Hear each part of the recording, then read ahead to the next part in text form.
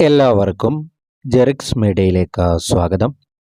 സംസ്ഥാനത്തെ 55 ലക്ഷത്തോളം വരുന്ന സാമൂഹ്യ സുരക്ഷാ പെൻഷൻ ഗുണഭോക്താക്കൾക്കും സർക്കാർ സഹായത്തോടുകൂടി പെൻഷൻ തുക വിതരണം ചെയ്യുന്ന വിവിധ ക്ഷേമനിധി ബോർഡുകൾ വഴി പെൻഷൻ തുക ലഭിക്കുന്ന ഗുണഭോക്താക്കൾക്കും വീണ്ടും പെൻഷൻ വിതരണം ആരംഭിക്കുന്നതിൻ്റെ ഭാഗമായി 2025 ജനുവരി മാസത്തിലെ തനത് പെൻഷൻ തുക വിതരണം ചെയ്യുന്നതിലേക്കായി 850 കോടി രൂപ അനുവദിക്കുമെന്നുള്ള ധനവകുപ്പിൻ്റെ അറിയിപ്പായിരുന്നു കഴിഞ്ഞ ദിവസം പുറത്തുവന്നത്.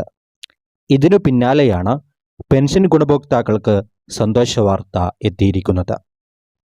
60 വയസ്സിന് മുകളിൽ പ്രായമുള്ളവർക്ക് ഇന്ദിരാഗാന്ധി ദേശീയ വാർദ്ധക്യകാല പെൻഷൻ, ഇന്ദിരാഗാന്ധി ദേശീയ വിധവ പെൻഷൻ, ഭിന്നശേഷി പെൻഷനുകൾ, അവിവാഹിത പെൻഷനുകൾ, കർഷക തൊഴിലാളി പെൻഷനുകൾ, 5 ലക്ഷത്തോളം വരുന്ന വിവിധ സ്കീമുകളിൽ ഉൾപ്പെട്ട ക്ഷേമനിധി ബോർഡുകൾ വഴി പെൻഷൻ തുക സ്വീകരിക്കുന്ന ഗുണഭോക്താക്കൾ എന്നിവർക്ക് ജനുവരി മാസം മുതൽ ആനുകൂല്യം എത്തിച്ചേരും.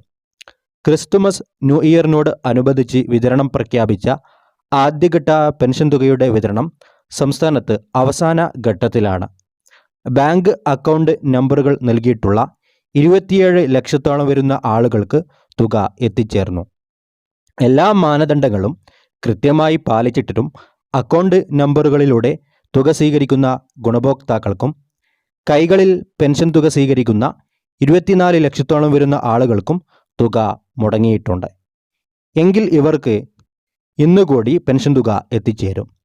ജനുവരി മാസത്തിൽ തനത് പെൻഷൻ തുക വിതരണത്തോടൊപ്പം തന്നെ കുടിശ്ശിക പെൻഷൻ വിതരണവും വിവിധ ഘട്ടങ്ങളിലായി ആരംഭിക്കുന്ന സാഹചര്യത്തിൽ ഇന്ദിരാഗാന്ധി ദേശീയ വാർദ്ധക്യകാല പെൻഷൻ, വിധവ പെൻഷൻ, ഭിന്നശേഷി പെൻഷനുകൾ, കർഷക തൊഴിലാളി ക്ഷേമനിധി പെൻഷനുകൾ കൈപ്പറ്റുന്ന ഗുണഭോക്താക്കളിൽ വലിയൊരു വിഭാഗം പെൻഷൻ ഗുണഭോക്താക്കൾ വാർഡ് തല പരിശോധനകളുടെ ഭാഗമായി പുറത്താക്കപ്പെടുകയും ഇതോടൊപ്പം തന്നെ സോഷ്യൽ ഓഡിറ്റിങ്ങിൻ്റെ ഭാഗമായി വിവിധ സ്കീമുകളിലായി പെൻഷൻ തുക കൈപ്പറ്റുന്ന അനർഹരെ കണ്ടെത്തി പെൻഷൻ പുനഃക്രമീകരണം നടത്തുകയും ഇതിൻ്റെ ഭാഗമായി ക്രോഡീകരിച്ച ലിസ്റ്റിൻ്റെ അടിസ്ഥാനത്തിൽ വിതരണം ആരംഭിക്കുകയും ചെയ്യും.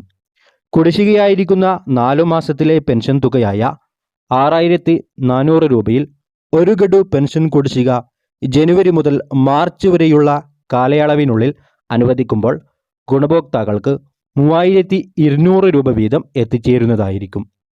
ഇപ്പോൾ പെൻഷൻ ലഭിച്ചുകൊണ്ടിരിക്കുന്ന സ്ത്രീ ഗുണഭോക്താക്കളിൽ 60 വയസ്സിൽ താഴെയുള്ള വിധവ പെൻഷൻ വാങ്ങുന്നവർ, അതോടൊപ്പം തന്നെ അവിവാഹിത പെൻഷൻ സ്കീമിൽ ആനുകൂല്യം വാങ്ങുന്നവർ, അവർ വിവാഹിതരല്ല അല്ലെങ്കിൽ പുനർവിവാഹം ചെയ്തിട്ടില്ല എന്ന് തെളിയിക്കുന്ന സാക്ഷ്യപത്രങ്ങൾ സമർപ്പിക്കുന്നവർ, നോൺ റീമാരേജ് സർട്ടിഫിക്കറ്റിന് വേണ്ടിയുള്ള അപേക്ഷകൾ ഓൺലൈൻ സർവീസ് സെൻ്ററുകൾ വഴി നൽകുന്നതിന് വേണ്ടി എത്രയും വേഗം ശ്രദ്ധിക്കുക.